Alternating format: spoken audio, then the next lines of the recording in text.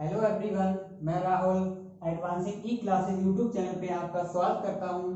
कल मैंने आपको गंगा नदी के बारे में पढ़ाया था, बताया था कि गंगा नदी का उद्गम उत्तराखंड से होता है और ये यूपी के 28 जिलों से होकर बहती है। एक बात याद रखना आप लोग, यूपी के टोटल 28 डिस्ट्रिक्ट से होकर बहती है। कितने डिस्ट्रिक्ट से? 28। डिस्ट्रिक्ट मतलब होता है जिला। 28 जिलों से होकर ये बहती है। सबसे पहले ये यूपी के बिजनौर नामक जिले में प्रवेश करती है, उसके बाद बलिया नामक जिले से ये यूपी को छोड़ देती है और बिहार में प्रवेश करती है। यहाँ तक मैंने आप लोगों को बता दिया था, पढ़ा दिया था। उसके बाद बिहार में कौन कौन सी नदी गंगा में आकर मिलती है और आगे चलकर ये कहाँ जाके समाप्त हो जाती है, उसके आगे हम पढ़ेंगे। यह हमारा बिहार है। हमने कल कहाँ तक? यूपी तक पढ़ लिया था। आज हम लोग गंगा को बिहार में एंट्री कराते हैं। चलो देखते हैं आगे। ये रही गंगा आपकी। हमें पता है कि हमने बताया था कि सबसे पहले बिहार के छपरा नामक जिले में, कौन से? सबसे पहले छपरा, ये जिला पड़ता है छपरा। बिहार का एक जिला पड़ता है छपरा, उसमें सबसे पहले गंगा आकर मिलती है। छपरा के बाद दूसरा जिला तुम्हारा यहाँ पड़ेगा। इस जिले का नाम है पटना। इस जिले का नाम क्या पड़ता है? पटना। अब पटना के बारे में समझते हैं। पटना के पास हम आपको बताते हैं यहाँ पे कि पटना में एक नदी आती है। उस नदी का नाम है सोन। सोन नदी दक्षिण से उत्तर की ओर बहती है और सोन नदी एक यहाँ पर्वत है जिसका नाम है मैकाल पर्वत। जिसका नाम क्या है? मैकाल पर्वत। यहाँ लिखते हैं, क्या पर्वत का नाम है? मैकाल पर्वत। मैकाल पर्वत में सबसे ऊंची चोटी कह सकते हैं। यहाँ पे मैकाल की पहाड़ी, मैकाल की पर्वत एक पहाड़ी है जिसका नाम, ये पहाड़ी है ऐसे, जिसका नाम है आपका अमरकंटक की पहाड़ी। क्या पहाड़ी का नाम है? ये तो पर्वत हो गया। पर्वत की विभिन्न प्रकार की पहाड़ियां होती हैं, उसी में एक पहाड़ी है जिसका नाम अमरकंटक। अमरकंटक, अमरकंटक पहाड़ी। अमरकंटक पहाड़ी से दो नदियों का उद्गम होता है। एक नदी तो आपकी पूर्व से पश्चिम की ओर बह के चली जाती है जिसका नाम है नर्मदा।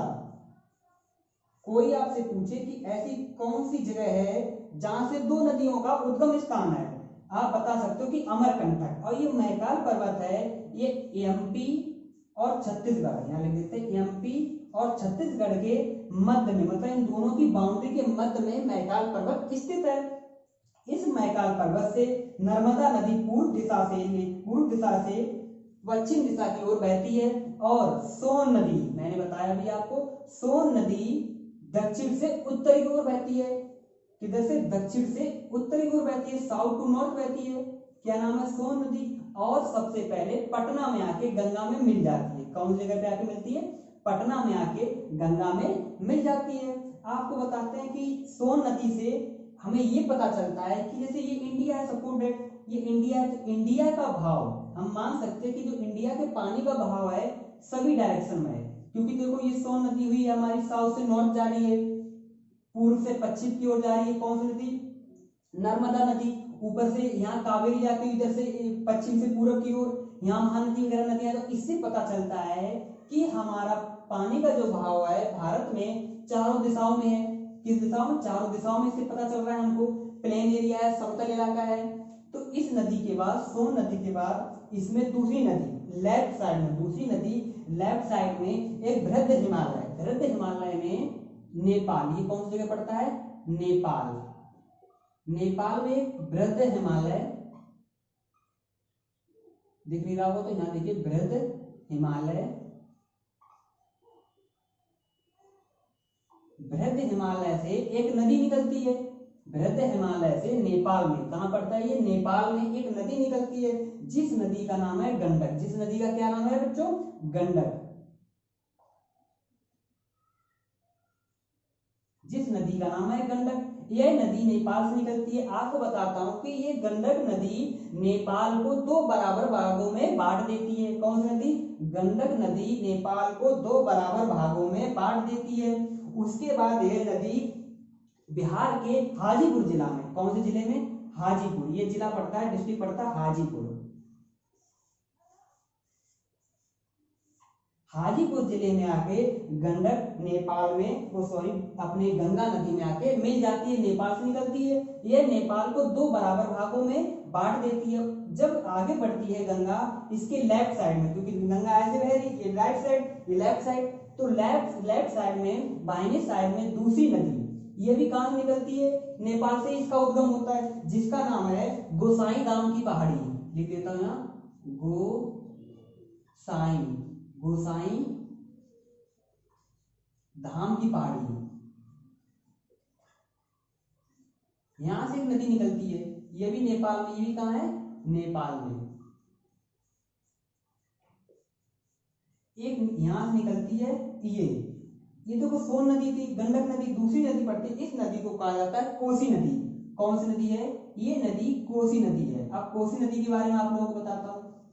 कोसी नदी नेपाल से निकलती है गोसाई धाम की पहाड़ी से। यह नदी आगे चल के कौन सी जगह में मिलती है, ये भागलपुर जिले में। कौन सा जिला पड़ता है यहाँ पे, भागलपुर, जहां पे इसका मिलन होता है गंगा में आके, वो जिले का नाम है भागलपुर।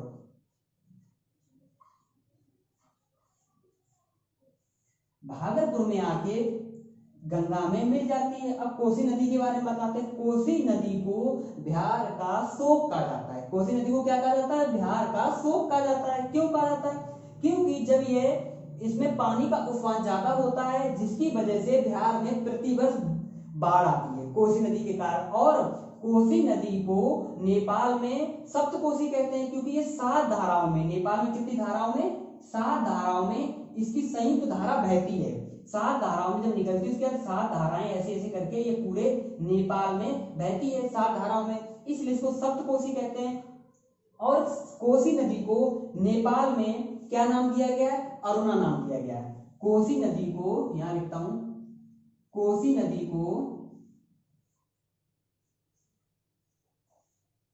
नदी को नेपाल में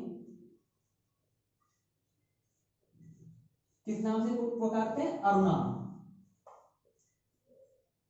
नाम से पुकारते हैं। तो अरुणा का नाम कहां पे पड़ता है, नेपाल में। उसके बाद जब नदी गंगा आगे बढ़ती है, कोसी मिल जाती है लेफ्ट साइड में, भागलपुर नामक जगह पे जिले में आके मिल जाती है। उसके बाद गंगा आगे बढ़ती है और इसका एक जिला पड़ता है झारखंड का, थोड़ा उसमें भी प्रवेश करती है। तो इससे क्या पता चल रहा है कि गंगा 5 राज्यों से बहती है। कितने, 5 राज्यों से होकर बहती है।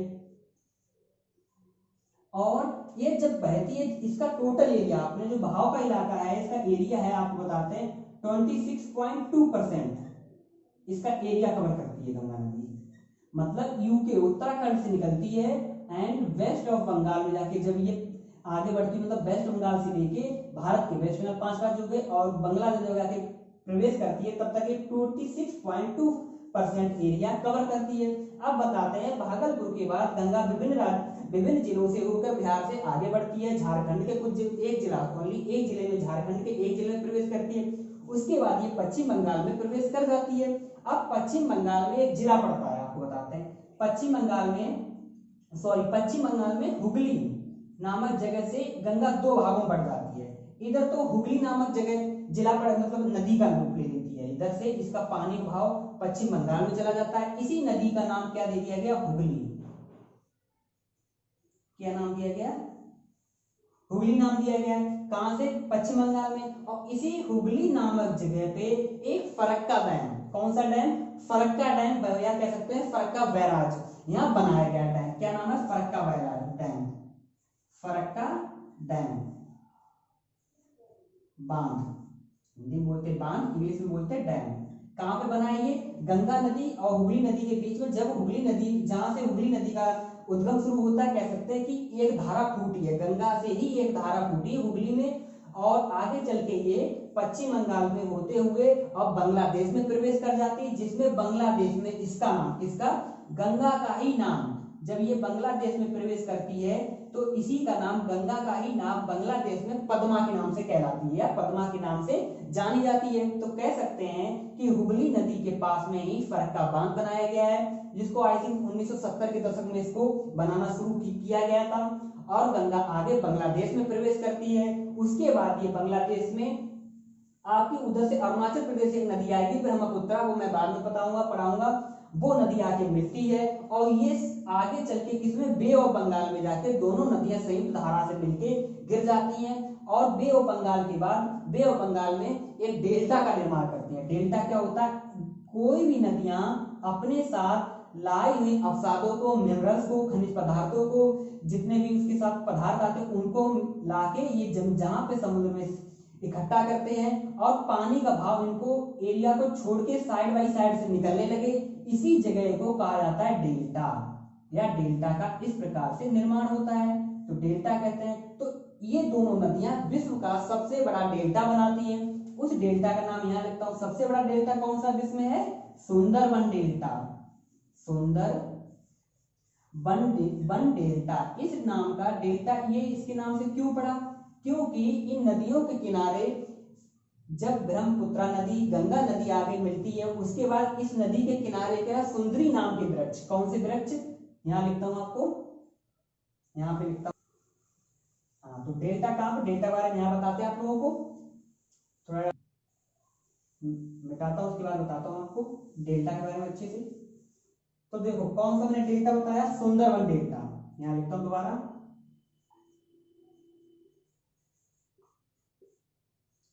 सुंदरबन डेल्टा। ये कहां बनता है? बे ऑफ बंगाल में, बंगाल की खाड़ी में, बांग्लादेश के नीचे बनता है। ये कौन सी नदियां बनाती है? दो नदियां आके बनाती है। कौन कौन सी नदियां बताई? एक तो गंगा नदी बनाती है प्लस आपकी एक ब्रह्मपुत्रा बनाती है। याद रखना, ब्रह्मपुत्रा जब बताएंगे आपको डिटेल से पढ़ाएंगे, जैसे मैं गंगा को पढ़ाया है। सुंदरबन डेल्टा का निर्माण होता है। सुंदरबन डेल्टा क्यों कहलाया? क्योंकि इसके किनारे किनारे सुंदरी नाम के वृक्ष पाए जाते हैं। सुंदरी वृक्ष हुआ, मैंग्रोव वृक्ष हुआ, ये वृक्षों के नाम होते हैं। ये नदी के किनारे किनारे पाए जाते हैं, इसलिए इसका नाम सुंदरबन डेल्टा पड़ा। सुंदरबन डेल्टा विश्व में सबसे बड़ा, लिखता हूं, विश्व में सबसे बड़ा डेल्टा सुंदरबन डेल्टा है, सबसे बड़ा डेल्टा है। और कौन सी नदियां बनाती है? दो नदियां, गंगा और ब्रह्मपुत्रा। इस प्रकार से गंगा बे ऑफ बंगाल में जाके गिर जाती है और गंगा का समाप्ति हो जाती है। गंगा का जल आखिर में कहां गिरता है? बे ऑफ बंगाल में, बांग्लादेश से होते हुए। इस प्रकार से मैंने आपको गंगा नदी का पूरा विस्तार से पढ़ाने की कोशिश की है। आप लोगों को अच्छे से समझ में आया होगा। कोई भी प्रॉब्लम हो तो आप कमेंट करके पूछ सकते हो, कोई भी डाउट हो आप बता सकते हो हमको। विभिन्न प्रकार की इसकी सहायक नदियों के बारे में मैंने बताने की कोशिश की है। एक नदी बताई ब्रह्मपुत्रा जो गंगा में आके मिलती है, उसके बारे में आपको डिटेल में बताएंगे। ब्रह्मपुत्रा के बारे में इस प्रकार से पूरा गंगा का संयुक्त मैंने जो कुछ था सब आपको डिटेल से बता दिया है। नेक्स्ट वीडियो में आपको ब्रह्मपुत्रा नदी के बारे में बताएंगे। देखते हैं और क्या होता है। कोई प्रॉब्लम हो तो आप लोग कमेंट करना। तब तक के लिए ठीक है, मिलते हैं नेक्स्ट वीडियो। थैंक यू, जय हिंद।